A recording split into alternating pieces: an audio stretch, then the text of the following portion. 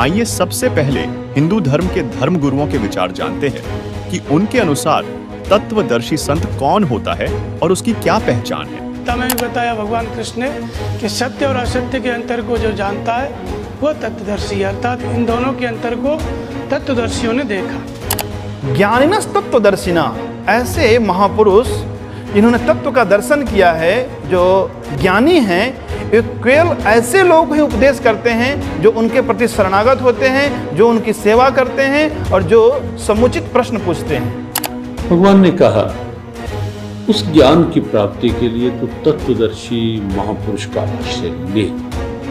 एक बात तो ये है कि भगवान कृष्ण सर्व ज्ञान संपन्न है।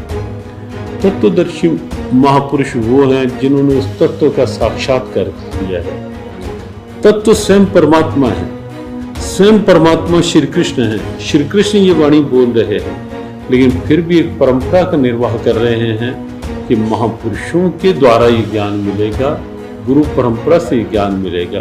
तो जो तत्वदर्शी की बात है वो बात है कि जो परमात्म तत्व सबके भीतर है, जो चेतन तत्व सबके भीतर है, जिसने उस तत्व से एक रूपता कर ली है, जो केवल जड़ता में नहीं जी रहा, चेतना में जी रहा है, जो केवल बाहर के आकर्षणों में नहीं जी रहा, अंदर उस ईश्वरीय भाव की प्रियता में जी रहा है, वही तत्वदर्शी। कृष्णात् परम किमपि तत्त्वमहं न जाने, कृष्ण से बड़ा कोई तत्व है ये मैं नहीं जानता, ऐसा महापुरुष कहते हैं। तो कृष्ण का चिंतन करना, जो आदमी भगवान श्री कृष्ण के चिंतन में, भगवान राम के चिंतन में लगा है, जो भगवान के लिए रो रहा है, समझ लेना कि वही तत्वदर्शी संत है। अब सुनिए संत रामपाल जी महाराज से कि कौन है तत्वदर्शी संत और क्या है उसकी पहचान। पूर्ण परमात्मा स्वयं ही आकर अपने मुखारविंद से, अपनी वाणी से बोलता है। तो चौथे अध्याय के 34वें श्लोक में कहा कि उस तत्व ज्ञान को तू सच्चिदानंद घन ब्रह्म की वाणी को, उस तत्व ज्ञान को तू तत्वदर्शी संतों के पास जाकर समझ, और फिर उनको दंडवत प्रणाम करने से, कपट छोड़कर उनकी सेवा करने से वो तत्वदर्शी संत तुझे यथार्थ ज्ञान उस परमात्मा का बताएंगे। तो उस तत्वदर्शी संत की पहचान 15वें अध्याय के प्रथम श्लोक में बताई है कि उल्टे लटके हुए संसार रूपी वृक्ष को जो विस्तार से बताता स वेदवित, वह तत्वदर्शी संत है। परमेश्वर कबीर जी ने 600 वर्ष पहले अपनी सच्चिदानंद घन ब्रह्म की वाणी कबीर वाणी में लिखा था, अक्षर पुरुष एक पेड़ है निरंजन वा की डार, तीनों देवा शाखा है ये पात रूप संसार। जो जमीन से बाहर दिखाई देता है उसको अक्षर पुरुष बोलते हैं, यो पेड़ होता है। अक्षर पुरुष एक पेड़ है, निरंजन वा की डार, और तीनों देवा शाखा है ये पात रूप संसार। अब देखिएगा पुण्यात्माओं, थोड़े से सद ग्रंथों को भी हम साथ साथ देखें तब आगे चलेंगे। और ये गीता प्रेस गोरखपुर से प्रकाशित है, और ये जय दयाल गोविंद का इसके अनुवादक है, हिंदी में अनुवाद किया इसने। अथ पंचदशो अध्याय, 15वां अध्याय, मंत्र नंबर 1। ऊर्ध्व मूलम, ऊर्ध्व माने ऊपर को, ऊर्ध्व मूलम अध शाखम, अश्वत्थम प्राहु अव्यम, छंदासी यस्य पर्णानि स ये तम वेद स वेदवित। यहां देखिएगा, आदि पुरुष परमेश्वर मूल वाले, आदि पुरुष यानी ऊपर को जो जड़ हैं वो तो मूल तो समझो, वो आदि पुरुष परमेश्वर पूर्ण परमात्मा है संसार रूपी वृक्ष का। और अधः शाखम, अधः शाखम नीचे को, इन्होंने यहाँ, क्योंकि ये विचलित थे अनुवाद करता, इनको सही अनुवाद नहीं करना आया, अधः का अर्थ लिख दिया ब्रह्मा रूप मुख्य शाखा वाले है तेरे ही। अधः माने नीचे होता। देखिएगा ये श्लोक नंबर 2 है 15वें अध्याय का, इसमें अधः च ऊर्ध्व अधः, इसमें 2 बार अधः शब्द है, अक्षर है। अब इसको देखिए, इनका अनुवाद यहां किया इन्होंने। अधः माने नीचे, स्पष्ट है। इन्हीं का किया हुआ। अधः माने नीचे, अधः माने नीचे, ठीक है। तो यहां भी हम नीचे ही कहें तो बहुत अच्छा सेट हो जाएगा। 15वें अध्याय का हम फिर प्रथम देख रहे हैं। ऊर्ध्व मूलम, वो इसमें लिखना था ऊपर को जड़ वाला। ऊर्ध्व माने ऊपर को, आदि पुरुष परमेश्वर रूपी मूल वाले, जड़ वाले। अधः शाखम, नीचे को शाखा वाले, अधः शाखम, नीचे को शाखा वाले। अधः माने नीचे लिखना था। संसार रूपी पीपल के वृक्ष को अविनाशी कहते हैं। वेद जिसके पत्ते कहे गए हैं, कहे गए हैं। तम, उस संसार रूपी वृक्ष को, यह माने जो पुरुष, वेद माने मूल सहित तत्व से जानता है। यह वेद जो मूल सहित जड़ से लेकर और पत्तों तक जो जानता है, स वेदवित। संस्कृत साथ पढ़ो जब समझ में आएगी। स वेदवित, वह वेद के तात्पर्य को जानने वाला है, अर्थात वह तत्वदर्शी संत है, वो सही ज्ञान को जानने वाला है। अब इसमें पहचान बता दी कि तत्वदर्शी संत कैसा होगा, ये देखिएगा। ऊर्ध्व मूलम अधः शाखम अश्वत्थम पराहु अव्यम छंदासी यस्य प्रणानी, यह तम वेद। ऊपर को जड़ वाला, नीचे को शाखा वाला, ये संसार रूपी पीपल का अविनाशी वृक्ष कहा गया है। और इसके छंद यानी विभाग, पत्ते आदि सब विभाग हैं। और यह माने जो, तम माने उस अज्ञान अंधकार में छुपे हुए इस ज्ञान को, उस संसार रूपी वृक्ष को जानता है। वेद माने जानना। यह तम वेद जो इसको जानता है, ऊपर को जड़ नीचे को शाखा कौन है, पत्तों तक बता देगा, उसके न्यारे विभाग सहित बतावेगा। स वेदवित, वह वेद के तात्पर्य को जानने वाला अर्थात तत्वदर्शी संत है। अब इससे पहले ये देखिएगा, ये संसार रूपी वृक्ष का एक चित्र दिखाते हैं आपको, इससे समझना होगी आपका सारी कहानी। ये जमीन से बाहर नजर आता है, इसको समझो पेड़ बोलते हैं।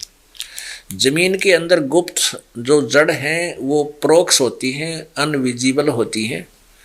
और ये विजिबल होता है बाहर जो भी तना है, ये तना है, ये मोटी डार है, ये तीनों शाखा हैं और ये पत्ता है, पत्ते हैं। तो परमात्मा कबीर जी ने 600 वर्ष पहले ये तत्व ज्ञान अपनी सिंपल लैंग्वेज में सच्चिदानंद घन ब्रह्म की वाणी में अर्थात कबीर वाणी में बोला हुआ है। अक्षर पुरुष, ये तना तो है अक्षर पुरुष, और इसमें से मोटी डार निकली है, ये है सर पुरुष। सर ब्रह्म कहो, अक्षर सर पुरुष कहो, ज्योत स्वरूपी काल कहो, ब्रह्म कहो।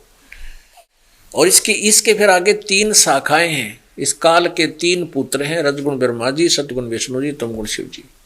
और हम यहाँ पात रूप संसार है।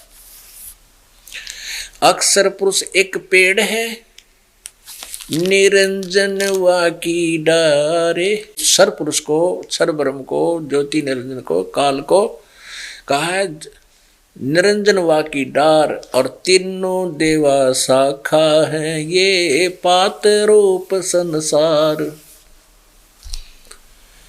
और ये जो गुप्त रह गया, ये कौन है? ये है परम अक्षर ब्रह्म, ये पूर्ण ब्रह्म परमेश्वर है। ये जड़ जो है, जहाँ से सबको आहार मिलता है, जो सबका पालन पोषण करता है, सबका कर्मानुसार जिसका संस्कार देता है, वो पूर्ण परमात्मा ये कबीर देव है, पूर्ण ब्रह्म है, परम अक्षर ब्रह्म भी इसे कहते हैं। पुण्यात्माओं, आज तक हमें जो भी ज्ञान प्राप्त था वो बिल्कुल व्यर्थ था जब तक आप जी ने ये ज्ञान दास से नहीं सुना। इससे पहले कोई भी किसी भी पंथ में है, चाहे को किसी मजहब से संबंधित है, उसको परमात्मा का यथार्थ ज्ञान नहीं है। जबकि हमारे सदग्रंथ सभी ज्ञान को बता रहे हैं, पहले लिखा हुआ है, लेकिन इसको हमें वो बता भी डिटेल नहीं दे सके, उसकी अच्छी तरह समझा नहीं सके। तो अब आपने क्या देखा कि परमात्मा ने ये बताया कि अक्षर पुरुष एक पेड़ है, निरंजन वा की डार, और तीनों देवा शाखा, ये पात रूप संसार। अब गीता जी का 15वें का 1 से 4 श्लोक आपको पढ़ाते हैं। ये वही गीता है। और देखिए, अथ पंचम दशोध्याय 15वां अध्याय आपने 1 तो पढ़ लिया। अब देखो 2 में, उस संसार वृक्ष की यानी संसार रूपी वृक्ष की तीनों गुण रूप, रजगुण ब्रह्मा, सतगुण विष्णु, तमगुण शिव जी, जल से बड़ी हुई नहीं, विषय पर वाला, ये संस्कृत भी साथ देखो, विषय पर वाला शाखा, विषय भोग रूप कोपल मनुष्य देवतृक आदि योनि रूपी शाखाएं, ये विषय पर वाला विषय विकारों की शाखाएं हैं, नीचे और ऊपर फैली हुई, सर्वत्र नहीं। अधः च ऊर्ध्व, नीचे और ऊपर ये फैली हुई है। मनुष्य लोक में कर्मों के बंधन में बांधन वाली भी ये मुख्य कारण है, जो नीचे और ऊपर व्याप्त है, सभी लोकों में नहीं है। अपने आत्माओं, यहाँ एक कंसेप्ट ये क्लियर करना पड़ेगा कि रजगुण ब्रह्मा जी हैं, सतगुण विष्णु, तमगुण शिव जी। आपको दिखाते हैं श्रीमद् देवी भागवत। ये जो श्रीमद् देवी भागवत है यानी देवी पुराण है, इसमें संस्कृत भी साथ है। अथ देवी भागवतम सभाष्टिकम सैमातम, खेमराज श्री कृष्ण दास प्रकाशन बम्बई, ये यहाँ से छपी है, बम्बई 4। अथ श्रीमद् देवी भागवते भाषा टीका युक्ते तृतीय स्कंदः प्रारंभते। ये है देवी भागवत 11 पृष्ठ और इसका है भाषा टीका तृतीय स्कंद अध्याय 5। अध्याय 5 का यो 8वां श्लोक है। 7वां यहाँ समाप्त हो गया, 8वां प्रारंभ होता है। भगवान शंकर अपनी माता दुर्गा से कह रहा है, हे माता, यदि हमारे ऊपर सदा आप दया युक्त हो तो हमको तमोगुण में किस प्रकार प्रदान किया, ब्रह्मा रजोगुण और हरि सतगुण क्यों युक्त किए, सतगुण युक्त किए। अब यहां से फिर संस्कृत और देखते हैं।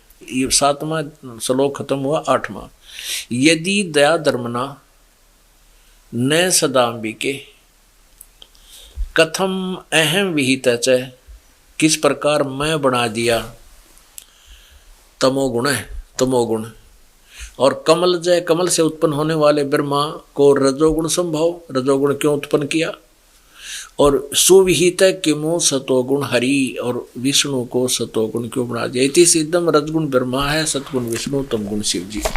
अब फिर देखिएगा श्रीमद् भगवत गीता, हम 15वां अध्याय पढ़ रहे हैं। हम 15वें अध्याय का हमने दूसरा श्लोक पढ़ लिया। अब तीसरे में क्या कहा है,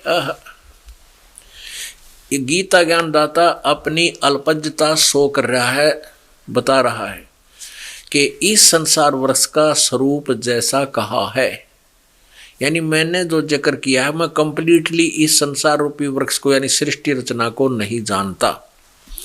जैसा कहा है वैसा यहाँ नहीं, यानी यहाँ विचार काल में तेरे और मेरे गीता जी के डिस्कशन में, तेरे मेरे गीता जी के विचार विमर्श में नहीं पाया जाता, मैं नहीं बता पाऊंगा, क्योंकि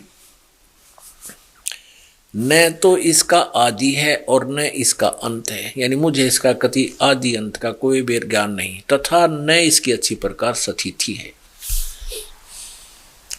इसलिए इस सुविरुद्ध मूलम, यानी मूल जो है संसार रूपी वृक्ष का, वो तो अविनाशी है, अति दृढ़ मूल वाले, इस अति दृढ़ मूल वाले संसार रूपी पीपल के वृक्ष को दृढ़ेन असंग शस्त्रेण छित्वा, इसका अर्थ लिखते हैं ये यहाँ लिख दृढ़ वैराग्य रूपी शस्त्र द्वारा काटकर नहीं, यहाँ लिखना था कि उस सुदृढ़ दृढ़ यानी अटल विधान वाले तत्व ज्ञान रूपी शस्त्र द्वारा काट के उस तत्व ज्ञान रूपी सच्चिदानंद घन ब्रह्म की वाणी को बताने वाले संत से मिलकर उससे तत्व ज्ञान रूपी शस्त्र लेकर, शस्त्र द्वारा काटकर, अर्थात अज्ञान रूपी उलझी हुई गुत्थी को समझकर, उसके पश्चात उसके पश्चात उस परम पद रूप परमेश्वर को भली भांति खोजना चाहिए,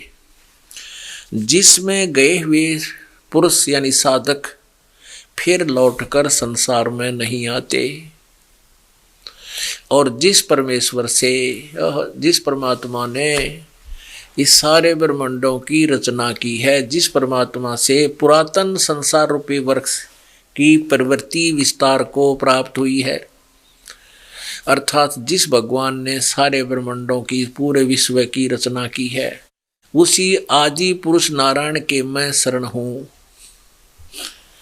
उसी आदि पुरुष नारायण के मैं शरण हूँ, मैं भी उसी के अधीन हूँ, गीता ज्ञानदाता कहता। इस प्रकार दृढ़ निश्चय करके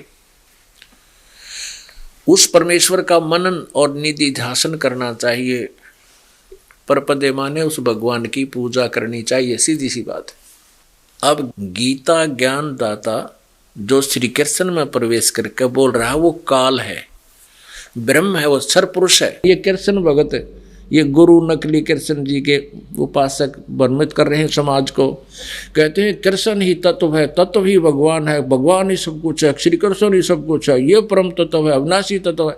और फिर उसे प्रश्न किया, क्या ब्रह्मा विष्णु महेश नासवान है? हाँ, ब्रह्मा विष्णु महेश का जन्म मृत्यु तो नहीं कह सकते, स्वर्ग के बाद फिर उनका पूर्ण परमात्मा में विलीन हो जाते हैं और फिर स्वर्ग के बाद वापस आ जाते हैं। फिर प्रश्न किया कि ब्रह्मा विष्णु महेश किसकी साधना करते हैं?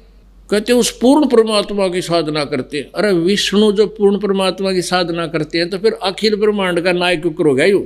और यहाँ चौथे अध्याय के 34वें श्लोक में जो एंड वेंड कर रहे हैं, बुआ बाई बक रहे हैं कि कृष्ण ही तत्व है, तत्व ही परमात्मा है, कृष्ण ही अविनाशी है, तत्व ही अविनाशी है। परमात्मा कहते हैं सटदल उआ बाई बकदा, ये उआ बाई बकते इनको कोई ज्ञान नहीं है, भ्रमित करें, पूरे मानव समाज को बर्बाद करें। तो पुण्यात्माओं, इस प्रकार हमने परमात्मा सच्चिदानंद घन ब्रह्म की वाणी को, जो उन्होंने स्वयं आकर के कबीर देव रूप में, धानक कबीर रूप में, जुल्हा कबीर रूप में बनारस में बोली, धर्मदास साहेब जी ने, उनकी प्यारी आत्मा ने, जिनको परमात्मा मिले थे, उन्होंने लिपिबद्ध किया। उसके अंदर ये विशेष रहस्य और सब ज्ञान प्रमाणित है। सब प्रकार के यज्ञ कौन से करने चाहिए, कौन से ना करने चाहिए, और कौन सी साधना सही है, वो सब स्पष्ट लिखा हुआ है। आज इस दास के पास वो सब मसाला उपलब्ध है, वो जड़ी उपलब्ध है, जिससे जन्म और मृत्यु का रोग कटेगा और सदा हम सतलोक में जाकर सुखी रहेंगे। उसको प्राप्त करो, अपना कल्याण कराओ। बोलो सतगुरुदेव। मेरे अजीज हिंदुओं, आपने प्रमाणों में देखा कि गीता ज्ञान दाता प्रभु ने बताया है कि यह संसार उल्टे लटके वृक्ष के तुल्य जानो। ऊपर जड़े यानी कि मूल तो पूर्ण परमात्मा है, नीचे टहनियां आदि अन्य हिस्से जानो। इस संसार रूपी वृक्ष के प्रत्येक भाग का भिन्न भिन्न विवरण जो संत जानता है वह तत्वदर्शी संत है, जिसके विषय में गीता अध्याय 4 श्लोक नंबर 34 में कहा है। गीता अध्याय 15 श्लोक नंबर 2-3 में केवल इतना ही बताया है कि तीनों गुण रूपी शाखा हैं। यहाँ विचार काल में अर्थात गीता में आपको मैं गीता ज्ञान दाता पूर्ण जानकारी नहीं दे सकता, क्योंकि मुझे इस संसार की रचना के आदिवंत का ज्ञान नहीं है। उसके लिए गीता अध्याय 4 श्लोक नंबर 34 में कहा है कि किसी तत्वदर्शी संत से उस पूर्ण परमात्मा का ज्ञान जानो। इस गीता अध्याय 15 श्लोक 1 में उस तत्वदर्शी संत की पहचान बताई है कि वह संसार रूपी वृक्ष के प्रत्येक भाग का ज्ञान कराएगा। उसी से पूछो। गीता अध्याय 15 के श्लोक 4 में कहा है कि उस तत्वदर्शी संत के मिल जाने के पश्चात उस परमेश्वर के परम पद की खोज करनी चाहिए, अर्थात उस तत्वदर्शी संत के बताए अनुसार साधना करनी चाहिए, जिससे पूर्ण मोक्ष यानी कि अनादि मोक्ष प्राप्त होता है। गीता ज्ञान दाता ने कहा है कि मैं भी उसी की शरण में हूं। गीता अध्याय 15 श्लोक 16 व 17 में स्पष्ट किया है कि 3 प्रभु हैं, एक क्षर पुरुष ब्रह्म, दूसरा अक्षर पुरुष परब्रह्म, तीसरा परम अक्षर पुरुष पूर्ण ब्रह्म। क्षर पुरुष तथा अक्षर पुरुष वास्तव में अविनाशी नहीं है, वह अविनाशी परमात्मा तो इन दोनों से अन्य ही है। वही तीनों लोकों में प्रवेश करके सर्व का धारण पोषण करता है। वह पूर्ण परमात्मा कबीर साहिब जी हैं, जिसकी संपूर्ण जानकारी केवल तत्वदर्शी संत रामपाल जी महाराज के पास है। धन्यवाद।